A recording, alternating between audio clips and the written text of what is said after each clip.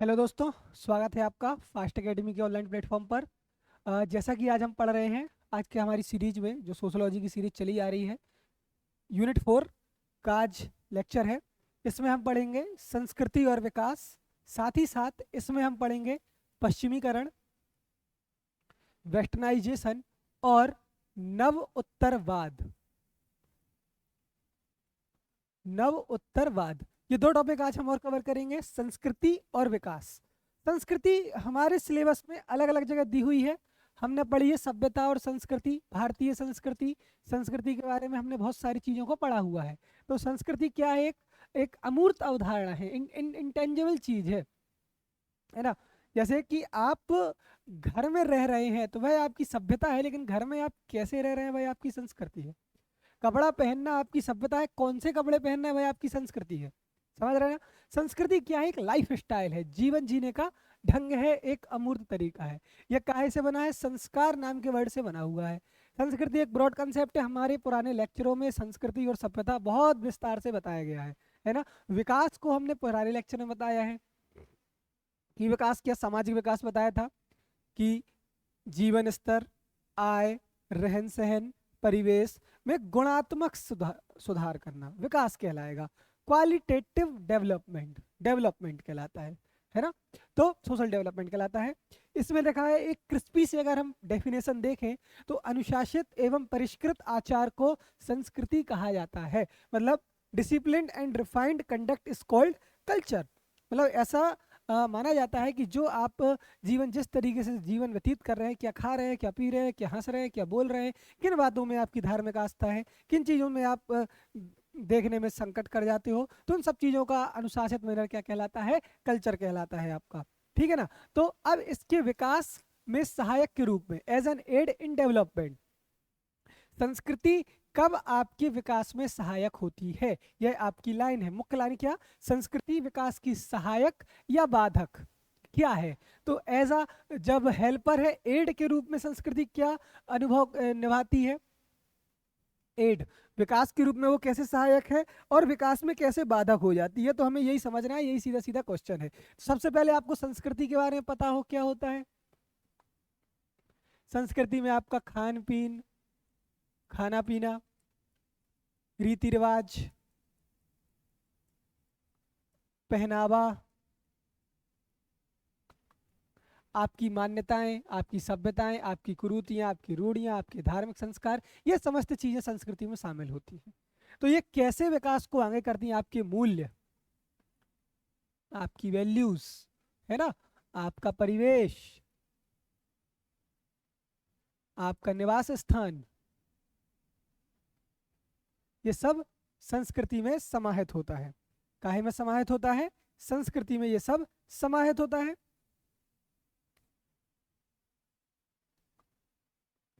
संस्कृति में समाहित होता है। संस्कृति में क्या क्या आता है फिर से देखना। संस्कृति में आपका मूल्य आएंगे, रीति रिवाज आएगा, पहनावा, क्या आप अटायर अपना रहे हैं, धार्मिक मान्यताएं, सोशल नॉर्म्स, सामाजिक मान्यताएं,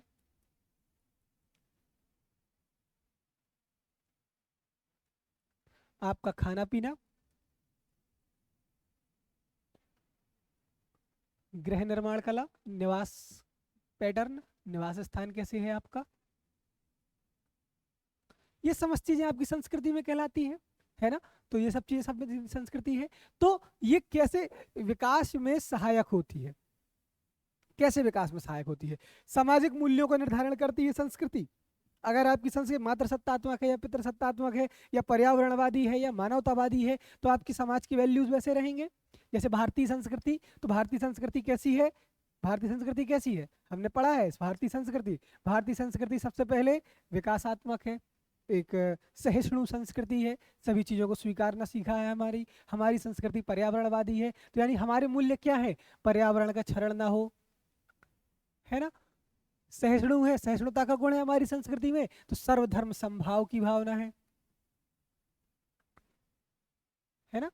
ये हमारे मूल्य हैं। तो जो सोशल वैल्यूज होती हैं वह संस्कृति डेवलप करती है, कल्चर डेवलप करती है। सामाजिक नियंत्रण के रूप में कल्चर क्या करता है, विकास के रूप में सहायक किया कि जो चीज डेवलपमेंट करानी है उस डेवलपमेंट में जो कंट्रोल चाहिए वह हमारी संस्कृति प्रोवाइड कराती है, सोशल कंट्रोल प्रोवाइड कराता है क्या, कल्चर, जिससे हमारा डेवलपमेंट हो जाता है। रचनात्मक एवं सृजनशीलता को बढ़ाती है, क्रिएटिविटी और आपकी सृजनशीलता, है ना, इनहेंस क्रिएटिविटी, वो एक ही चीज है, रचनात्मकता और सृजनशीलता एक ही चीज है। रचनात्मकता और सृजनशीलता दोनों को बढ़ाती है कौन, आपकी संस्कृति, संस्कृति दोनों को बढ़ाती है। तो ये हमारी क्या विकास में सहायक है, हाँ है।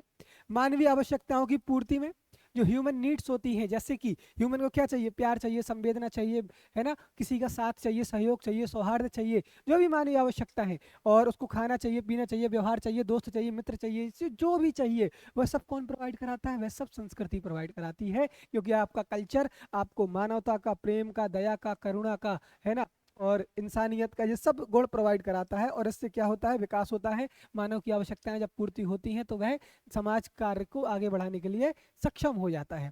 इसके बाद शिक्षा और ज्ञान का हस्तांतरण करने में, इससे भी विकास होता है। संस्कृति क्या करवाती है आपसे, कल्चर आपके नॉलेज को और आपकी एजुकेशन को, इस सबको क्या करती है, हस्तांतरित कराती है ना, ट्रांसफर कराती है, एक पीढ़ी से दूसरी पीढ़ी, दूसरी पीढ़ी से तीसरी पीढ़ी, और विकास का क्रम धीरे धीरे क्या होता रहता है, बढ़ता रहता है। तो ये भी सहायक के रूप में है। संस्कार प्रदान करने में, संस्कारित करने में, परिष्कृत करने में, संस्कार का मतलब क्या, परिष्करण, है ना, परिष्करण मतलब क्रिएटिव वैल्यूज को बढ़ाने में। आप क्या कर रहे हो, क्या पढ़ रहे हो, कैसे कर रहे हो, है ना, आपको कितनी उम्र में पढ़ना चाहिए, कितनी उम्र में आपको शादी करनी चाहिए, कितनी उम्र में आपको विवाह करना चाहिए, कितनी उम्र में आपको बच्चे करने चाहिए, आपके बच्चे के करने की प्रोसेस क्या होगी, बच्चों को कैसे पालना है, उनको कैसे पढ़ाना है, ये सब संस्कृति सिखाती है। और वो एक मानव संसाधन के रूप में डेवलपमेंट करने लग जाता है। बात समझ में आई। ऐसे ही अगला पॉइंट देखिए, और क्या, विरासत का भाव जागृत हो जाता है। अगर आपको संस्कृति आपकी है तो आप में हेरिटेज की फीलिंग आ जाएगी, और हेरिटेज की फीलिंग आने से क्या होगा, हेरिटेज आपकी संरक्षित रहेगी, और वह आगे की आपकी जो भी जनरेशन आएगी उसको प्रेरणा देगी डेवलपमेंट करने के लिए। मान लो कि आपकी भारतीय संस्कृति की विरासत है कि बड़ों का सम्मान करना, है ना, तो जो आपके बच्चे होंगे वह भी उस चीज को, गुणों को अपनाएंगे। या आपकी संस्कृति है कि हमको मितव्ययता के साथ जीवन व्यतीत करना है, तो आपकी आगे पीढ़ी भी वही अपनाएगी, है ना। आपकी विरासत, आपके त्योहार, आपकी परंपराएं, उन सबको आपने सहेजा, और ये सब आपके विकास में सहायक है। क्योंकि त्योहार जो होते हैं, भारतीय त्योहार जो होते हैं, वह आपको पता होना चाहिए कि भारतीय त्योहार एक प्रकार से पूरे इकोनॉमिकल स्ट्रक्चर पर है। मैंने शायद पुरानी क्लास में वही बताया है कि भारतीय त्योहार एक हमारी विरासत है, और उनको उतने ही उत्साह के साथ मनाओ, क्योंकि हमारा मार्केट हमेशा रनिंग में रहता है। आप देखना, जब भी त्योहार होते हैं तब विवाह आदि चीजें नहीं होती हैं। ये हिंदू कैलेंडर इस प्रकार से डिजाइन है, जब त्योहार होंगे तब विवाह नहीं होंगे, जब विवाह होता है तब त्योहार नहीं होते। विवाह ऐसे समय होता है जब आपकी फसल कट जाती है, उसके बाद विवाह बहुत सारे होते हैं, गर्मियों के सीजन में सामान्यतः, और सर्दियों में जब रबी की फसल कट जाए, खरीफ की फसल कट जाए, तब होते हैं विवाह। और उसके बीच के गैप में क्या होते हैं, त्योहार।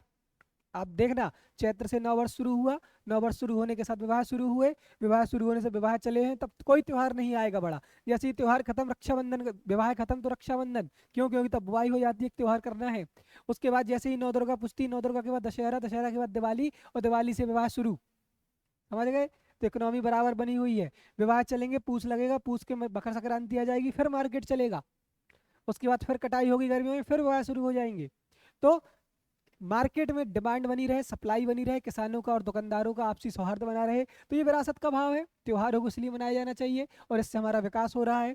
आध्यात्मिक विकास करने में कल्चर, ये भी है, स्पिरिचुअल डेवलपमेंट,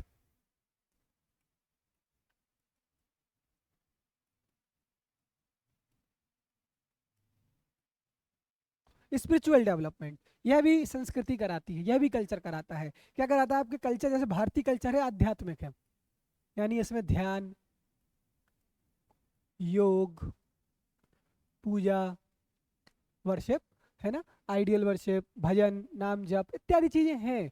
तो ये हमको क्या, एक मेंटल पीस प्रदान करती है, और इंसान अगर मेंटली स्टेबल है तो डेवलपमेंट कर जाएगा। लोकल इकोनॉमी को डेवलप करने में संस्कृति का रोल मैंने बताया, त्योहारों के माध्यम से, with the help of festival, पर्वों के माध्यम से, और आयोजन और उत्सवों के माध्यम से। अब आयोजन कैसे, विवाह, धार्मिक आयोजन, सामाजिक आयोजन, कितने ही प्रकार के आयोजन आप कैसे भी खोल सकते हो, बस आपको व्यवहारिक चीजें लिखनी है। अनुशासित जीवन जीने के लिए प्रेरित करती है संस्कृति, है ना, कि आपको सुबह समय पे उठना है, समय पे सोना है, मंदिर जाना है, अपने काम पे जाना है, इतने कमाई का इतना प्रतिशत हिस्सा दान करना है। इससे डेवलपमेंट ही तो होता है। ये कल्चर आपने डेवलप किया है तो ये आपको क्या करता है, डिसिप्लिन्ड लाइफ को प्रोवाइड करता है। बात समझ में आ रही ना, संस्कृति कैसे विकास में सहायक के रूप में है। ये चीज आप समझ रहे हो। यहाँ से एग्जाम्पल्स लिखने हैं इन सब के अंदर, बिना एग्जाम्पल के काम नहीं बनेगा भैया। अब बाधक के रूप में कैसे होती है संस्कृति, ये भी बहुत अच्छी बात है कि कई बार कल्चर के चक्कर में क्या हम भाग्यवादी हो जाते हैं, है ना, कि आपने को अगर असफलता मिली तो क्या बोल दिया कि हमारे भाग्य में ही नहीं था।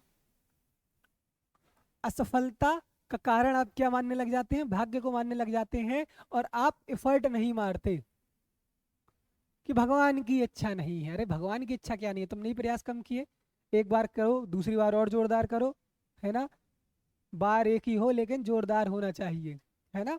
लहरों से डर करने का कभी पार नहीं होती और कोशिश करने वालों की कभी हार नहीं होती। तो आपको भाग्यवादिता हमारी कल्चर में बना देती है हमको कि हम ईश्वर पर, भगवान पर, भगवान की ही इच्छा नहीं है, किस्मत में ही नहीं है, तो ये सब चीज़ें हम मानने लग जाते हैं। तो ये विकास में बाधक है।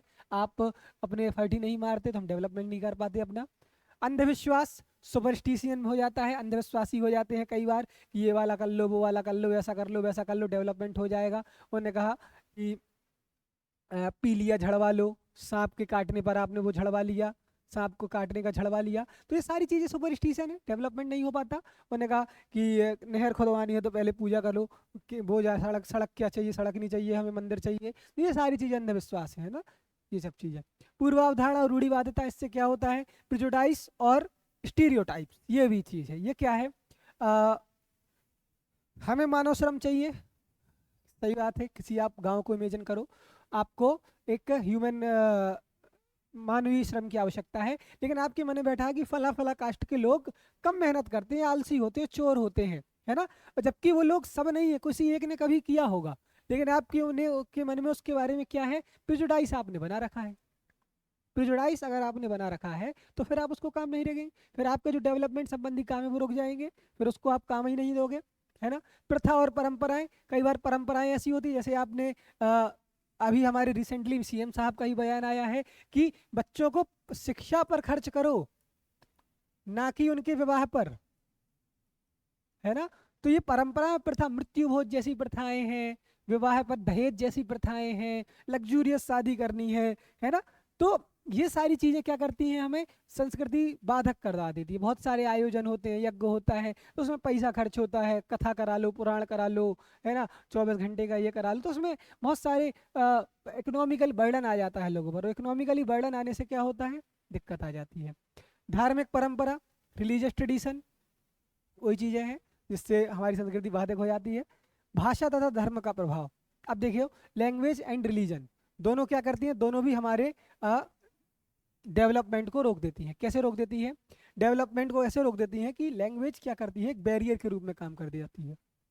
कई बार लोग अपनी जो पहली चीज़ सीखता है वह क्या सीखता है, भाषा, है ना। सबसे पहले सीखी जाने वाली चीज़ क्या है, लैंग्वेज, और लैंग्वेज से उसका बहुत ज़्यादा मार्मिक आत्मिक लगाव होता है, और उससे अलावा वो कोई और चीज़ करना नहीं चाहता, वह उसका कल्चर का पार्ट है, और लैंग्वेज के चक्कर में दंगे हो जाते हैं, दूसरी चीज़ सीखना नहीं चाहता, जिस कारण उसका ज्ञान अधूरा रह जाता है। कई बार ऐसा होता है ना कि दूसरे साहित्य में बहुत अच्छा लिखा हुआ हो, और जब तक उसको ट्रांसलेटेड नहीं मिलेगा तो वह उसकी मूल भावना को नहीं समझ पाएगा। तो वो सब चीज़ें हैं। बात समझ में आई ना। तो ये सब बाधक के रूप में है। कर्मवाद की अवधारणा, वही अच्छे कर्म करोगे, अच्छे कर्म नहीं है मेरे, खराब कर्म है, तो कर्मवाद की अवधारणा हमारी संस्कृति है, और संस्कृति ये विकास है, संस्कृति ये विकास को रोक देती है। लैंगिक असमानता, हमारे कल्चर में क्या, महिलाओं के प्रति नेगेटिव प्रेजुडाइस है, तो ये चीजें हैं। नवाचारों के प्रति नकारात्मक दृष्टिकोण, कोई भी नया काम करता है तो उसकी हंसी ठिठोली कर देते हैं, हे तुम क्या करोगे, है ना। तो जो भी इनोवेशन करते हैं उसके प्रति नेगेटिव अप्रोच आ जाती है। उस नेगेटिव अप्रोच से भी क्या होता है, डेवलपमेंट नहीं होता, आविष्कारों का अभाव। कोई आगे बढ़ना चाहता है, इनोवेशन करना चाहता है, तो वो हमारी कल्चर में आविष्कार अब नहीं बचे। पहले थे, एंशियंट इंडिया में थे, मिडेवल इंडिया और मॉडर्न प्री मॉडर्न इंडिया में नहीं रहे। तो ये हमारी कल्चर में है। प्रौद्योगिकी के प्रति नकारात्मक मनोवृत्ति, आप भी देखो रिजिडनेस बहुत है, हमने कई बार उदाहरण से बताया, फिर भी सुन लो कि जैसे घर में चटनी, चटनी जानते हो ना सब, चटनी, हाँ, चटनी बनाने के लिए पहले होता था सिलवट्टा। क्या होता था? सिलवट, हमारे यहाँ सिलवट्टा बोलते हैं उसको, है ना, पत्थर में पीसी जाती है, समझ रहे हैं ना, पत्थर में पीसी जाती है। और अब आने लगी है मिक्सी। तो जो आपके दादाजी होंगे उनको इसकी चटनी पसंद है, और आपकी उम्र के लड़के जो हैं उनको इसकी चटनी पसंद है ना। तो जो भी नई टेक्नोलॉजी आई और वो अपनी बहुओं को निरंतर कोसते रहेंगे, अरे यार तुमने कैसी बना दी चटनी, इसमें स्वाद ही नहीं है, वो तो सिलवट्टे की पत्थर वाली अच्छी कुटी हुई अच्छी लगती है, दरदरी अच्छी लगती है, वो उसमें थोड़े से रवे होने चाहिए, उसमें ऐसा होना चाहिए वैसा होना चाहिए। तो नई टेक्नोलॉजी को लोग आसानी से अपनाते नहीं है, ये भी संस्कृति है हमारे यहाँ, इनोवेशन को एक्सेप्ट नहीं करते। हाँ, युवा आबादी अगर रहे देश में, युवा आबादी रहे, जैसे आज भारत युवा देश है, तो ये न्यू टेक्नोलॉजी को अडॉप्ट करता है। लेकिन पुरानी आबादी या रूढ़िवादी आबादी रहे तो वे न्यू टेक्नोलॉजी को नहीं अपनाते, जिस कारण हमारा डेवलपमेंट नहीं हो पाता। तो ये बाधक के रूप में है संस्कृति। इतना ही सा टॉपिक है, संस्कृति हमने बहुत पढ़ चुके हैं पहले, सहायक और बाधक के रूप में हमने आज पढ़ लिया। ये अगर हम चाहते तो उस दिन ही पढ़ा सकते थे, लेकिन हमने कहा यूनिट के हिसाब से पढ़ाएंगे। अब देखिए, अब आपकी नई अवधारणा है एक पश्चिमीकरण की अवधारणा। M.N. श्रीनिवास इसके फाउंडर हैं, इनकी पुस्तक है social change in modern India. अब देखिए, वेस्टर्नाइजेशन का मतलब होता है कि पश्चिम देशों के प्रभाव से पूर्व के देशों में क्या परिवर्तन आया। ये साधारण सी परिभाषा है। पश्चिमी देशों के प्रभाव से पूर्व के देशों में सोशली इकोनॉमिकली जो चेंज आए, उस चेंज को क्या बोला गया? वेस्टर्नाइजेशन। क्या बोला गया? वेस्टर्नाइजेशन, ठीक है ना।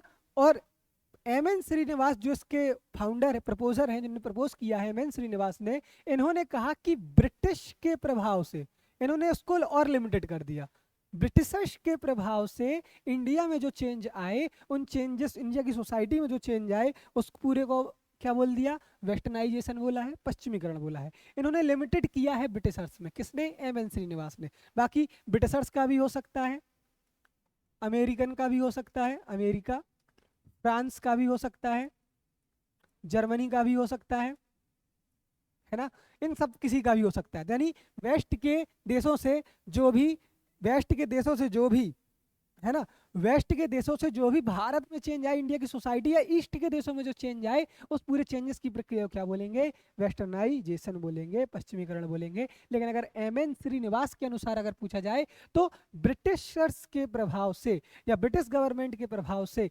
भारतीय समाज में जो परिवर्तन आए, उसको क्या बोलेंगे? पश्चिमीकरण बोलेंगे। ये दो बहुत बारीक अंतर है ना। तो M.N. श्रीनिवास के अनुसार से ब्रिटिशर्स, और ओवरऑल क्या? वेस्ट के माध्यम से जो ईस्ट में चेंजेस आए सोसाइटी में, सामाजिक और आर्थिक, वह क्या कहलाएगा? पश्चिमीकरण कहलाएगा। इनकी पुस्तक का नाम क्या है? Social change in modern India, सामाजिक परिवर्तन आधुनिक भारत में। अब देखिए ये प्रक्रिया क्या है? संस्कृतिकरण और पश्चिमीकरण जब मिल जाता है तो क्या होता है? मॉडर्नाइजेशन होता है। अब देखो, संस्कृतिकरण, संस्कृताइजेशन एक आंतरिक प्रक्रिया है, यह एक इंटरनल प्रोसेस है, और यह एक एक्सटर्नल प्रोसेस है। इसको मतलब क्या अभी समझाते हैं। संस्कृताइजेशन का शाब्दिक अर्थ होता है कि जब एक निम्न जाति, लोअर कास्ट, अपने संस्कार और कल्चर और वैल्यूज को छोड़कर उच्च जाति के कल्चर को अपनाने लगे, तो क्या कहलाएगा? संस्कृताइजेशन कहलाएगा, संस्कृतिकरण कहलाएगा। जबकि इसमें क्या है? पश्चिमीकरण में क्या होता है? पश्चिमीकरण में वेस्ट के कल्चर को ईस्ट अपना रहा है पूरा पूरा, ये पर संस्कृति ग्रहण है ना। इसमें एक ही देश के अंदर की दो अलग अलग वर्ग, दो अलग अलग समाज एक प्रकार की कल्चर को अपना रहे हैं, लेकिन इस वाली चीज में ऐसा नहीं है। ये एक दूसरा देश अपनी संस्कृति को थोप रहा है, इसमें लेवल अप नहीं हो रहा, ये तुमने पूरा चेंज कर दिया, पर संस्कृतिकरण है। संस्कृताइजेशन और वेस्टर्नाइजेशन को मिलाकर आज का क्या बना है? मॉडर्नाइजेशन, आधुनिकीकरण। ये जो चीजें हैं, ये बहुत कंसेप्चुअल चीज है, समझना पड़ेगा आपको। अब पश्चिमीकरण क्या है देख लो। पश्चिमी देशों के समाज द्वारा, वेस्टर्न सोसाइटी के द्वारा जो प्रभाव उत्पन्न होता है, फलस्वरूप सोशल, रिलीजियस चेंज, सांस्कृतिक परिवर्तन होना क्या कहलाएगा? वेस्टर्नाइजेशन कहलाएगा। ये हमने पढ़ ही लिया है। पश्चिमी देशों के प्रभाव में पूर्वी देशों के मूल्यों, रीति रिवाजों, व्यवहार में परिवर्तन की यह प्रक्रिया है। वेस्टर्न कंट्री के इफेक्ट से जो भी ईस्टर्न कंट्रीज होती हैं उसकी वैल्यूज में, उसके रीति रिवाजों में, व्यवहारों में जो भी चेंजेस आते हैं, जैसे कि पहले हम लोग क्या करते थे, नमस्ते, राम राम, चरण स्पर्श ये करते थे, अब क्या करने लगे, हाय और हेलो। तो हमारे अभिवादन के मानकों में वेस्टर्न देशों के हिसाब से चेंज आया। पहले हमारे देश के लोग धूम्रपान इत्यादि नहीं करते थे, लेकिन वेस्टर्न इफेक्ट से क्या हुआ, धूम्रपान करने लगे। पहले हमारे देश के लोग संयुक्त परिवार में रहते थे, अब कैसे न्यूक्लियर फैमिली में रहने लगे हैं। पहले हमारे देश के लोग धोती, कुर्ता, बंडी ये सब चीज़ें पहन रहे हैं, अब क्या पहनते हैं, सूट, पैंट, टाई, बोटाई, है ना, ये सारी चीज़ों को पहन रहे हैं। तो ये सारी चीज़ें हैं, ये वेस्टर्नाइजेशन का इफेक्ट है ना, वेस्ट का बिल्कुल हैट लगाना, गोल हैट लगाना, ये सारी चीज़ें। भारत में यह प्रक्रिया ब्रिटिश प्रभाव के कारण उत्पन्न हुई। किसने बोला है, एम.एन. श्रीनिवास ने। एम.एन. श्रीनिवास क्या कह रहे हैं, इंडिया में यह प्रोसेस कैसे स्टार्ट हुई है, ब्रिटिश इफेक्ट से। मैंने बताया ना, जनरल कॉन्सेप्ट यही है कि वेस्टर्न देशों से ईस्टर्न देशों में, लेकिन अगर एम.एन. श्रीनिवास के हिसाब से पूछे तो किससे, ब्रिटिश इफेक्ट। क्योंकि हमारे यहाँ मुख्यतः पश्चिमीकरण किससे आया, ब्रिटिशर्स से आया, लेकिन पूर्णता नहीं आया। अब जैसे आप देख लो, भारत है तो ये गोवा में किसका था, गोवा में कौन थे, पुर्तगाली थे, पुर्तगीज थे, पुर्तगाली थे गोवा में। यहाँ पुडुचेरी में कौन थे, फ्रांसीसी थे, कहीं कहीं डेनिश भी रहे हैं, है ना, फ्रांसीसी, पुर्तगाली और ब्रिटिशर्स, तीन तो रही हैं। इन तीनों के प्रभाव से भी कुछ चेंजेस आए, तो पूरे इंडिया में ऐसा हुआ। लेकिन एम.एन. श्रीनिवास क्या कह रहे हैं, ये सिर्फ ब्रिटिशर्स को मानना है कि ब्रिटिश इफेक्ट से जो भी चेंज आए वह प्रक्रिया भारत में क्या कहलाती है, पश्चिमीकरण कहलाती है। अब इसके सकारात्मक प्रभाव क्या है, वेस्टर्नाइजेशन के क्या पॉजिटिव इम्पैक्ट हैं, खुद सोचिए। आपकी चीज़ें जीवन में क्या परिवर्तन आ गया, आपने वेस्ट से क्या सीखा, हमारे खान पान में चेंज आया, है ना, फूड हैबिट्स हमारी बदल चुकी हैं, हम मैगी, पास्ता, पिज़्ज़ा ये सारी चीज़ें खाने लगे हैं। हेल्दी खाना खाते थे, पहले चना खाते थे, स्प्राउट्स खाते थे, दूध पीते थे, अब चाय वाय पीने लगे, है ना, सिगरेट पीने लगे, धूम्रपान करने लगे, और मैगी, पास्ता, पिज़्ज़ा, ओट्स तो खैर पहले भी खा रहे थे, दलिया उन्होंने ओट्स बना दिया, ये सारी चीज़ें। तो खान पान में विविधता आ चुकी है, अब हमारे रेडी टू ईट मील खाने लगे हैं, पहले प्रिपेयर्ड मील खाते थे, अब रेडी टू ईट मील खाते हैं।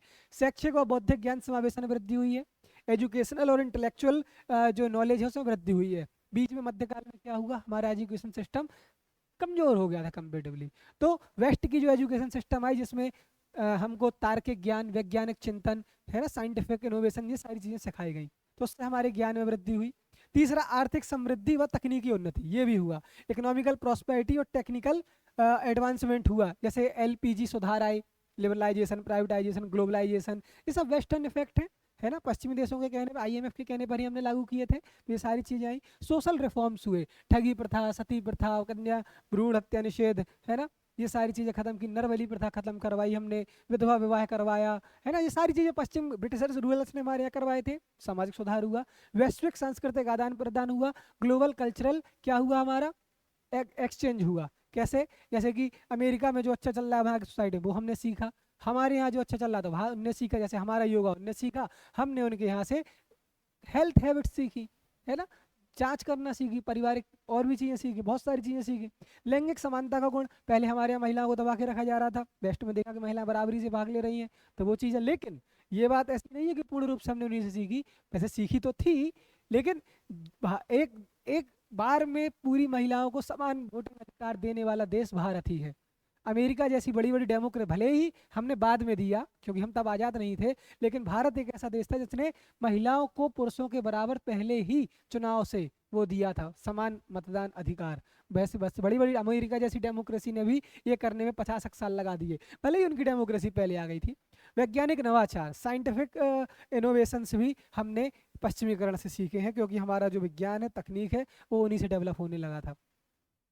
नेगेटिव इम्पैक्ट क्या है, सबसे बड़ा कि स्वास्थ्य पर नकारात्मक प्रभाव, है ना, नेगेटिव। क्यों, क्योंकि अब हम हेल्दी डाइट नहीं खाते हैं, अब हम ये चटपटा मसालेदार पिज़्ज़ा, बर्गर, है ना, मैगी, नूडल्स, ये सारी चीज़ें खाने लगे हैं, तो हमारी जो हेल्थ हैबिट्स है वो पूरी बिगड़ चुकी हैं, चाइनीज़, इटालियन, मैक्सिकन, इन सब खाने से। और हमारी न्यूट्रिशन की, अभी हमारी जो इम्यूनिटी है वो बहुत हद तक गिर चुकी है। अब आप देखो तो आपको इतनी ज़्यादा बीमारियां हो जाती है, मौसम बदलता है बीमार हो जाते हैं, हम ही देख लो, अभी मौसम बदला हम बीमार हो गए, 7 दिन से क्लास नहीं पढ़ा पा रहे हैं, बिस्तर पे हैं जब से, है ना, जबकि नॉर्मल मौसम चेंज है। अपने दादाजी लोगों को, पिताजी लोगों को कोई फर्क नहीं पड़ता, क्योंकि उनकी फूड हैबिट्स अभी भी वही वाली हैं। हमारी फूड हैबिट्स चेंज हो गई हैं, जो हमको मौसम के प्रति संवेदना प्रदान करती थी, जो खाद्य पदार्थ, वो हम खाते ही नहीं है। वो हम नहीं खाते तो हम बीमार पड़ जाते हैं। कई कई लोग तो ऐसे भी हैं जिन्होंने आज तक जीवन में एक इंजेक्शन भी नहीं लगवाया, आप अन्य कितने लगवा दिए, सोच लो। ठीक है ना। तो ये वाली चीजें हैं। संस्कृति का क्षरण, भाषा, धर्म, त्योहार, ये सब कल्चर को, अब देखो नए त्योहार शुरू हो गए, फ्रेंडशिप डे, वैलेंटाइन डे, है ना, मदर्स डे, फादर्स डे, चलो अच्छे डेज हैं, लेकिन हमारी जो संस्कृति के वो त्योहार थे, है ना, जैसे कि हमारे त्योहार वसंत पंचमी था, है ना, और हरिताल का तीज होगा, पर्यावरण तीज होगा, ये सारे जो त्योहार थे उन सबको अब रिलेवेंट कम होती जा रही है। शहरों में तो खैर वो पार्टी करते हैं, मतलब दिवाली के दिन जुआ खेलना, ये सब उल्टी सीधी चीज़ें शुरू हो चुकी हैं। होली में हुड़दंगाई करना, होली का वो सांकेतिक महत्व खत्म कर दिया। गांव देहातों में आज भी प्यार से मनाते हैं, लेकिन वो सब चीज़ें त्योहार खत्म करते जा रहे हैं। लैंग्वेज, आज के नए बच्चों को हिंदी लिखना पढ़ना आता ही नहीं है। कॉन्वेंट के पढ़े हुए, हम तो कॉन्वेंट बोलेंगे, कॉन्वेंट के पढ़े हुए बच्चे वो हिंदी में उनसे 68 बोल दो तो उनका मुंह बन जाता है। उनसे का फ़ोन नंबर लिखो तो हिंदी में अगर तुम बोल दो 98 93, उनका तो क्या सर, सॉरी सर, इंग्लिश में बोलना। ये इंग्लिश मीडियम के बच्चों के हाल है, उनको हिंदी में नंबर नहीं आ रहे। और हिंदी नंबर अगर लिख के दिखा दो उनको, अगर ऐसा बना दो तो वो समझ नहीं पाएंगे ये क्या है हिंदी में, ये 8 है, ये 9 है ना। तो ये सब चीज़ उनको नहीं पता। ये 6 होता है, ये 3 होता है, ये नहीं पता बच्चों को। ये 4 होता है, तो ये हिंदी नंबर नहीं पता। ये सब हमने हमारी संस्कृति के क्षरण हो चुका है। सोचो, वेस्टर्न हमने रोमन अंक सीख लिए, 6 3 4, है ना, ये इस तरीके से। तो ये दिक्कत आ चुकी है। ये 8, ये 8, ये 9, ये 9, तो ये सब अंक खत्म हो चुके हैं। तो ये क्षरण है हमारी संस्कृति का, वेस्टर्न इफेक्ट, हम रोमन पे आ चुके हैं इंडियन की जगह, है ना। पारिवारिक मूल्यों का पतन हो चुका है, न्यूक्लियर फैमिली हो चुकी है, और परिवार की जिस चीज़ के लिए ज़रूरत थी वो हम पुराना पढ़ ही चुके हैं, जैसे कि बेबी केयर के लिए, संस्कारों के लिए, प्रॉपर्टी के लिए। लेकिन क्या है, दूर देश में आप, दूर शहर में आप नौकरी कर रहे हैं, आपका इतनी अफोर्डेबिलिटी नहीं है पूरी फैमिली को रख सके, तो फैमिली वैल्यूज़ बहुत ज़्यादा गिर चुकी हैं। मटीरियलिज्म बहुत आ चुका है। पहले क्या, इंसान दाल रोटी में खुश हो जाता था, घर की ताजी हवा, खुले आसमान के नीचे सोना, है ना, दाल रोटी खाना और प्रभु के गुण गाना। लेकिन अब क्या है, आदमी मटीरियलिज्म में पड़ चुका है पश्चिम के चक्कर में, क्योंकि रोज रोज इतने, उनने क्या है, उन्होंने वहाँ हुआ मशीनीकरण, तो उन्होंने बहुत ज़्यादा प्रोडक्ट्स बनाए। प्रोडक्ट बनाने के साथ साथ क्या हुआ, प्रोडक्ट बना, अब उनको खरीदने के लिए उनके प्रति वो चीज़, ऐसा एडवर्टाइजमेंट किया कि आपको वो खरीदना ही पड़ेगा यार। जैसे कि एक आती है फेयर एंड लवली, एक वो फेयर एंड हैंडसम क्रीम आती है ना। तो मर्दों के लिए आवश्यकता नहीं है किसी भी चीज़ की, ना औरतों के लिए आवश्यकता है, लेकिन उन्होंने इस तरीके से उसका एडवर्टाइज किया कि अगर आप ये नहीं लगा रहे हो तो आप क्राइम कर रहे हो, अगर आपने शैम्पू नहीं डाला तो आपके बाल खराब हो जाएंगे। अरे भारत में पहले से लोग आंवला इतना खाते थे, शिकाकाई, रीठा, ये सब चीज़ें खाते थे मॉइस्चराइजर के रूप में। सरसों का तेल चल रहा है, ग्वार पाठा चल रहा है, एलोवेरा पहले से चल रहा था, लेकिन उन्होंने इस तरीके से उसको प्रमोट किया कि आपको लगने लगा अगर आप ये नहीं कर रहे हो तो आपने बहुत बड़ा क्राइम कर दिया। तो ये मटेरियलिज्म है। पर्यावरणीय चिंता, एनवायरमेंटल कंसर्न्स, हमारे यहाँ पर्यावरण को साथ साथ लेकर चलते थे, पश्चिम में पर्यावरण को नौकर के रूप में माना, तो जिससे पर्यावरणीय चिंताएं पैदा हो गई। आर्थिक असमानता हो गई, इकोनॉमिक इक्वालिटी ये भी हो चुकी है। सामाजिक नैतिक दुविधा, फेमिनिस्ट आंदोलन, राइट टू चॉइस, ये देखिए ये बहुत बड़ी चीज आई है। सोशल मोरल कॉन्फ्लिक्ट्स पैदा हो चुके हैं। अब एक देखो, फेमिनिज्म चलता है, अब फेमिनिज्म का मतलब क्या, महिला अधिकारों की बात करते हैं, सही बात है, होनी चाहिए। अब हमारे यहाँ महिलाओं को क्या माना जाता है, वुमेन्स को माना जाता है देवी, माता, घर की इज्जत और सम्मान के दृष्टिकोण से देखते हैं। सही बात है ना, महिलाओं के लिए देवी, माता, सम्मान के दृष्टिकोण से देखते हैं और उनको सुप्रीम रखते हैं। मध्यकाल में भले ही उनकी सुरक्षा के लिए उनको वो कर दिया, लेकिन वो चीज़ खराब थी। लेकिन फेमिनिज्म जैसी अवधारणा, ये अधूरी संकल्पनाएं हैं। मैं सपोर्ट करता हूँ फेमिनिज्म का, महिला अधिकारों का, लेकिन अब ये संस्कारों को भूल गई है इस चक्कर में, है ना। फूहड़ता और फालतू के डिसीजन लेना, स्वायत्ता के नाम पर अश्लीलता को फैलाना, तो वो चीज़ गलत हो जाती है। तो वहां पर कॉन्फ्लिक्ट आ जाता है, सोशल और मोरल प्रेशर। आप उनके अटायर को लेकर अगर आप कमेंट करोगे तो आप कहते हो who the hell are you to talk like this, है ना। आप कैसे किसी के परिधानों पर टिप्पणी उठा सकते हैं, लेकिन हमारी सोसाइटी के जो मूल्य हैं वह अलग है, पश्चिम से अलग है ना, पश्चिम से तो अलग है। हमारे यहाँ आपको एक सम्मान के दृष्टिकोण से देखा जाता है, तो आपको भी समाज की शुचिता रखनी है। और सेम पुरुषों के लिए भी है, पुरुषों के लिए भी सेम है कि पुरुष को भी समाज में ऐसे रहना पड़ेगा। ये बात चीज सही है ना। तो एक ये नैतिक दुविधा आ चुकी है, राइट टू चॉइस, मेरे करने का अधिकार। अब राइट टू चॉइस के नाम पर कई बच्चे अपने पेरेंट्स को साथ में नहीं रखते, बोले मेरी राइट टू चॉइस है, जबकि वेस्ट में ये चलती है राइट टू चॉइस। हमारे यहाँ हमारे पारिवारिक मूल्य सामाजिक मूल्य इजाजत नहीं देते, ये वाली बातचीत। तो ये कुछ डिबेटेबल टॉपिक्स भी वेस्टर्न की वजह से सोसाइटी में इम्बैलेंस क्रिएट कर रहे हैं। अब आप देखो अखबारों में दिन रात ऐसी खबरें आती हैं, लिव इन रिलेशनशिप। अब हमारी शादी समाज जो है वह विवाह को एक संस्कार के रूप में है ना, विवाह संस्कार है, शादी विवाह एक संस्था है, एक एक 16 संस्कारों में पवित्र रूप दिया गया, संतानोत्पत्ति उसका प्रमुख कर्म माना गया है, एक मतलब एक व्यवस्था के रूप में उसको रखा गया था। लेकिन अब क्या होता है, पहले एक दूसरे को जानेंगे, फिर एक दूसरे के साथ रहेंगे, अगर चीजें वर्कआउट करती हैं तो जाकर विवाह करेंगे, और उसको अगर नहीं करता है तो राइट टू चॉइस बोल देंगे नहीं करना। तो वो चीज़ थोड़ी अब इम्बैलेंस आ चुका है, हम उसमें संतुलन नहीं बना पा रहे हैं, ये समाज में समस्या आ गई है। मेंटल हेल्थ पर नेगेटिव इम्पैक्ट पड़ा, सोशल मीडिया आए, इनोवेशन आए, इतने सारे वो चीज़ें आने लगी, तो और जीवन बहुत ज़्यादा ऊहापोह हो गया। आपको आपके पास खुद के लिए वक्त नहीं है। आप इस भाग दौड़ भरी जिंदगी में अगर आप खुद के लिए समय नहीं निकाल पा रहे हो तो आप मानसिक रूप से अशांत है, और धीरे धीरे आप मानसिक चिंताओं से ग्रस्त होने वाले हैं। ये चीज़ें भी हो चुकी हैं, ठीक है ना। तो ये सारी समस्याएं हैं, ठीक। तो ये वेस्टर्नाइजेशन है। वेस्टर्नाइजेशन का हमने बताया क्या है वेस्टर्नाइजेशन, और एम एन श्रीनिवास के अनुसार क्या है वेस्टर्नाइजेशन, इसके क्या पॉजिटिव इम्पैक्ट है, क्या नेगेटिव इम्पैक्ट है, वही चीज़ है। अब एक नया कंसेप्ट है पोस्ट मॉडर्नाइजेशन। ये मॉडर्नाइजेशन से अलग चीज़ है ना, ये मॉडर्नाइजेशन से अलग है। मॉडर्नाइजेशन में क्या था, मॉडर्नाइजेशन में क्या था, मॉडर्नाइजेशन में था संस्कृतिकरण प्लस पश्चिमीकरण। लेकिन यह है उत्तर आधुनिकता, ये एक नया कंसेप्ट है। ये कब शुरू हुआ, 20वीं शताब्दी के 7वें दशक में, मतलब 1970 के बाद। 1970 के बाद से एक नई कंसेप्ट शुरू हुआ जिसका नाम है पोस्ट मॉडर्नाइजेशन। इसका मतलब था कि आधुनिकीकरण के पश्चात जो दौर शुरू हुआ उसको पोस्ट मॉडर्नाइजेशन बोला गया। इसके जनक हैं जिया फ्रांकोइस ल्योतार। ये क्वेश्चन आएगा कौन है इसके जनक, इसको शब्द को उसको मतलब इस कंसेप्ट को दिया है जिया फ्रांकोइस ल्योतार। यह क्या है, यह आधुनिकीकरण के बाद जो नया आधुनिकीकरण प्रारंभ हुआ, इसमें पश्चिम के मूल्यों को नहीं माना गया, इसमें संस्कृतिकरण को भी रखा गया और उनके सुधारों को भी रखा गया। मतलब अपने मूल्यों को संरक्षित रखे, मतलब हम इंग्लिश बोलेंगे लेकिन उसके इंग्लिश बोलने के लिए हम सूट नहीं पहनेंगे। बात समझ में आई। हाँ, English is a global language, we will talk in English, हम इंग्लिश में बोलेंगे, लेकिन इंग्लिश बोलने के लिए हम इंग्लिश को सूट नहीं पहनेंगे, हम लुंगी पहन के भी इंग्लिश बोल सकते हैं। सही बात है ना, हम लुंगी पहन के भी इंग्लिश बोल सकते हैं। तो ये चीज कहलाएगी क्या, पोस्ट मॉडर्नाइजेशन। इसमें अंधभक्ति के रूप में मॉडर्नाइजेशन को नहीं क्रिएट किया गया कि हमको हैट लगानी है, बो टाई पहनी है, नहीं। हमको इंग्लिश बोलनी है तो हम ब्रिटिश एक्सेंट में नहीं बोलेंगे, हम अपने साउथ इंडियन एक्सेंट में बोलेंगे। हमको हिंदी बोलना है तो हम हमारे बुंदेली एक्सेंट में बोल लेंगे हिंदी, ऐसा नहीं हम बुंदेली में बोलेंगे, हिंदी बोल लेंगे, वो भी आवश्यकता है बोलने की। इंग्लिश बोल लेंगे, वो भी आवश्यकता है बोलने की, लेकिन हम उसको बोलने के लिए अपने स्थानीय तत्वों को विघटित नहीं करेंगे। बात समझ आई। मतलब ये ऐसा मान सकते हो कि विदेशी कंटेंट में देसी बघार है ना, विदेशी दाल में देसी बघार कहलाएगा क्या, पोस्ट मॉडर्नाइजेशन। ये बहुत ही तिलिस्मी चीज है, इस पर गौर फरमाना। शब्द सबसे पहले दिया था 1967 में जॉन बार्थ द्वारा। किसने, जॉन बार्थ ने सबसे पहले ये वर्ड दिया था।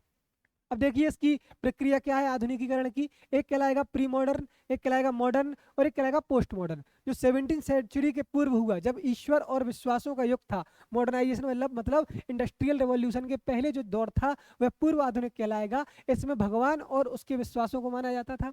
इसके बाद 17वीं शताब्दी के बाद आफ्टर किसके इंडस्ट्रियलाइजेशन के बाद जो शुरू हुआ, तर्क एवं विवेक युक्त वैज्ञानिक चिंतन जब शुरू हुआ, इसको क्या बोला गया, मॉडर्न एज बोला गया। इसके बाद जो पोस्ट मॉडर्न एज आई 20वीं शताब्दी के बाद, इसमें मतलब किसी एक व्यक्ति के विवेक में विश्वास नहीं किया गया। बात समझना, 20वीं शताब्दी के बाद हर व्यक्ति का अपना खुद का विवेक है, इसमें किसी एक व्यक्ति को नहीं माना गया कि इसकी ऊपर हमारी श्रद्धा है, नहीं, तुम भी सही हो, तुम भी सही हो, हम भी सही है, सब सही है ना। और इसमें तर्क एवं विवेक युक्त, ये तार्किक है, इसमें तर्क को प्रधानता नहीं दी जाती।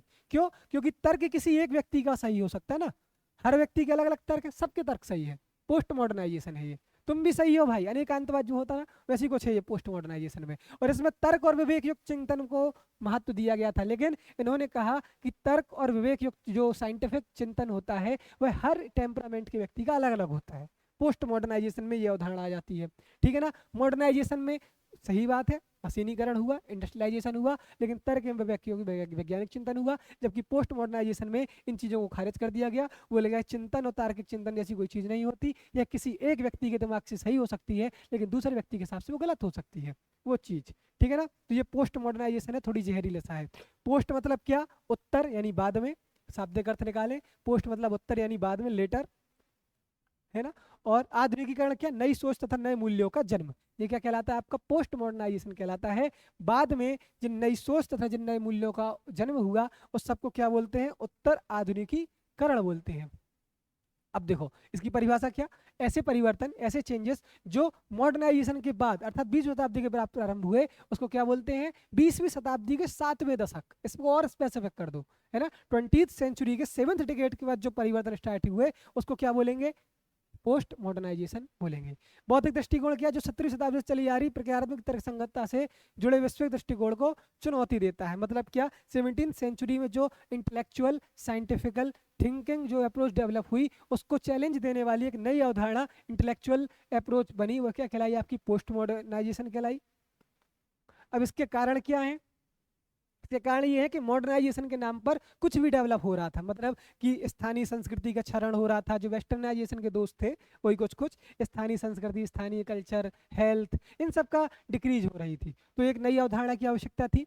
प्रौद्योगिकी तथा संचार प्रौद्योगिकी का विकास। अब क्या हुआ, जैसे पहले क्या था कि जो रीजनल लैंग्वेज या रीजनल अटायर वाले लोग थे उनके कॉन्टेक्ट्स नहीं थे, लेकिन जैसे ही टेक्नोलॉजी और कम्युनिकेशन के साधन बढ़े तो वो लोग भी आपस में जुड़े और उनको लगा कि यार हमारी संस्कृति को हम संरक्षित कर सके, मॉडर्न हो सकते हैं। तो ये वाली चीज़ आई। आधुनिकता द्वारा उपनिवेशवाद की विरुद्ध प्रतिक्रिया। अब देखो 17th सेंचुरी के बाद सब देशों ने अपनी कॉलोनी बना ली, कॉलोनी बना ली, उपनिवेश बना लिए, और उन उपनिवेशों में अपने देशों की, मातृ देश की जो मदर लैंड था उसकी कल्चर को प्रमोट किया। लेकिन उसके कल्चर को प्रमोट करने के बाद जैसे ही देश आज़ाद हुए तो उन देशों ने उन चीज़ों को त्याग दिया, लेकिन पूर्ण रूप से नहीं त्यागा। जैसे इंडियन संसद की बात की जाए, है ना, व्यवस्था तो ब्रिटिशर्स की है ना, व्यवस्था तो ब्रिटिशर्स की है पार्लियामेंट की, लेकिन इसमें जो मूल्य हैं, वैल्यूज हैं, वह कैसे हैं, इंडियन है। ये भी पोस्ट मॉडर्नाइजेशन है, मॉडर्नाइजेशन का पोस्ट मॉडर्नाइजेशन है ये। ठीक है ना, बात समझ में आई।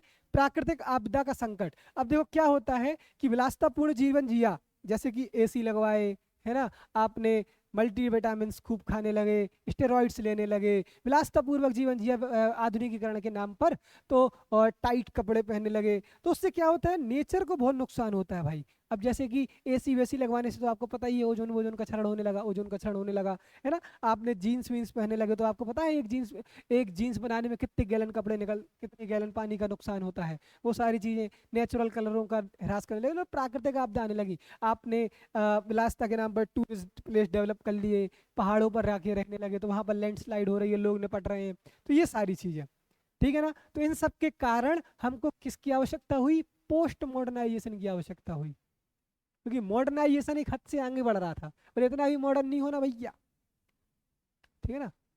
महत्व क्या होता है इसका, पोस्ट मॉडर्नाइजेशन का क्या महत्व है, सबसे बड़ा महत्व वही। अब देखो जो आधुनिकीकरण और पश्चिमीकरण के नुकसान है उनको ही बचाने का तरीका क्या कहलाता है, पोस्ट मॉडर्नाइजेशन कहलाता है। वो उसी का इंपॉर्टेंट है, जो उसकी समस्याएं हैं वो इसका महत्व है। जैसे असमानता को दूर करने में सहायक, सही बात है।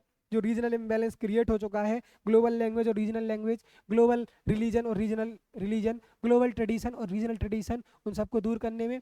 एकाधिकार के समाप्ति की बात होती है, मोनोपोली को समाप्त कर देता है। जैसे कि मॉडर्नाइजेशन के नाम पर क्या कि लोग से बोला कि तुमको आज से कोलगेट का ही ब्रश टूथपेस्ट करना है, तो ये कहता है ऐसा नहीं है, तुम नीम की दातुन भी कर सकते हो, तुम मिट्टी का पेस्ट भी कर सकते हो, तुम सनबाथ भी ले सकते हो, कोई दिक्कत नहीं है। तो एलोपैथी का कोई मोनोपोली नहीं है। लेकिन जबकि क्या मॉडर्नाइजेशन में क्या कि हर चीज को एलोपैथी से कर दो। लेकिन अब देखो हमारे यहाँ आयुष्मान भारत योजना आई है ना, तो उसमें क्या कहा गया कि 10% जो हेल्थ एंड वेलनेस सेंटर होंगे वह किस पर आधारित होंगे, आयुष पद्धति पर आधारित होंगे। तो ये भी एक प्रकार से पोस्ट मॉडर्नाइजेशन है ना, कि हमको मॉडर्न तो होना है, सही बात है, एलोपैथी से पूरा इलाज होगा, लेकिन 10% आयुष वाले भी होंगे, हमारा ट्रेडिशनल भी चलेगा। ठीक है ना। तो ये चीज, तो आधुनिकता से उत्पन्न समस्याओं का निदान हो जाता है इसमें, जो भी आधुनिकता की जितनी भी समस्याएं हैं उन सबका निपटारा हो जाता है। पद दलित तो पिछड़े वर्ग को मुख्य धारा में लाना, जो छूट गए हैं आधुनिकता की प्रक्रिया में, कौन छूट गया है, वो जनता के विकास की मुख्य धारा नहीं पहुंच पाई, आदिवासी भाई, हमारे स्थानीय संस्कृति के लोग, हमारे निःशक्त जन, हमारे पूर्वजन, जितने भी हमारे बूढ़े बुजुर्ग, महिलाएं हैं, बच्चे हैं, जो सब जितने भी छूट चुके हैं, उन सबको क्या मेन स्ट्रीम में लाने के लिए ये होता है, मानव कल्याण की बात होती है इसमें, है ना। इसमें मेनली ह्यूमन वेलफेयर की बात होती है, अब चाहे वो तार्किक आधार पर हो, चाहे वो चिंतन के आधार पर हो, ठीक है ना। ये सारी चीजें किसमें होती है, इसमें होती है। अब एक है आपका महत्वपूर्ण प्रश्न, आखिरी है कि मॉडर्नाइजेशन वर्सेस वेस्टर्नाइजेशन, आधुनिकीकरण और पश्चिमीकरण में क्या अंतर होता है। तो देखिए, जो मॉडर्नाइजेशन है वह एक बहुत ही ब्रॉड कंसेप्ट है, जबकि वेस्टर्नाइजेशन क्या है, एक नैरो कंसेप्ट है। मतलब क्या, मॉडर्नाइजेशन तो देखो किसी भी प्रकार का हो सकता है, पूर्व से पश्चिम में भी जा सकता है, पश्चिम से पूर्व भी जा सकता है, किसी भी दिशा में हो सकता है ना। जबकि पश्चिमीकरण क्या, पश्चिम से पूर्व ही आ रहा है ना। यह विश्वव्यापी प्रक्रिया, यह पूरे विश्व में एक साथ होती है, और यह कहाँ, यह एक स्थानीय प्रक्रिया, जैसे भारत में होगी, चीन में होगी, पाकिस्तान में होगी।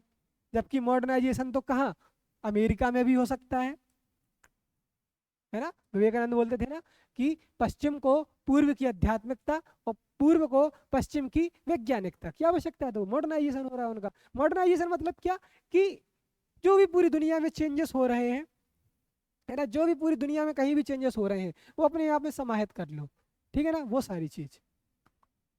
और क्या है अंतर, इसमें पुरानी व्यवस्था व परंपरा में आमूल चूल परिवर्तन किया जाता है। मॉडर्नाइजेशन मतलब क्या कि आप लोग सिलबट्टे की चटनी खा रहे हो तो अब मिक्सी मिक्सी की चटनी खाने लगो, ये मॉडर्नाइजेशन है। मतलब चटनी खाना बंद नहीं कर रहे। पश्चिमीकरण मतलब क्या, कि आपने परंपरा व्यवस्था को पूर्ण रूप से त्याग कर लिया, आप क्या खा रहे हो, आप केचप खाने लगे। क्या खाने लगे आप, केचप, है ना। मॉडर्नाइजेशन मतलब क्या, कि पहले आप हाथ की चक्की का आटा खा रहे थे, जो हाथ की चक्की हो रही थी उसका आटा खा रहे थे, अब आप मशीन की चक्की का आटा खाने लगे। लेकिन मॉडर्नाइजेशन में, वेस्टर्नाइजेशन में क्या, कि आप रोटी छोड़ दी, आपने ब्रेड ही खाने लगे, आप ब्रेड खा रहे हो, ये दिक्कत, बात समझ आई। तो यह एक नवीन प्रक्रिया है, यह पर संस्कृति ग्रहण है। मतलब इसमें पूरी चीजें धीरे धीरे नवीन होती हैं, जो भी डेवलपमेंट होते हैं उसको करते हैं। जबकि यह क्या है, एक्लूट्रेशन है, मतलब जो किसी देश में पुरानी चली आ रही है उसको अपनाना, एज टू एज, ठीक है। ये छोटी चीज है, आधुनिकीकरण बड़ी चीज है, अंतर आ सकता है। फिर से देख लीजिए एक बार, आधुनिकीकरण एक व्यापक अवधारणा है, संकुचित है। यह दुनिया में होने वाला कोई भी परिवर्तन कहीं भी शामिल होता है, ये गैर पश्चिमी देशों में होने वाले परिवर्तन होते हैं। यह विश्वव्यापी प्रक्रिया है, यह एक रीजनल प्रक्रिया है। इसमें पुरानी व्यवस्था परंपरा में आमूलचूल परिवर्तन होता है, इसमें पूरी व्यवस्था ही बदल दी जाती है। यह एक नवीन प्रक्रिया, यह पर संस्कृति ग्रहण है, ठीक है ना। तो धन्यवाद, बने रहिए फास्ट आईज एकेडमी के साथ, और हमारे लेक्चर को ज़्यादा से ज़्यादा देखिए, लाइक कीजिए, सब्सक्राइब कीजिए, और अपने मित्र यारों को भी बताइए, ठीक है ना। धन्यवाद, बने रहिए फास्ट आईज एकेडमी के साथ।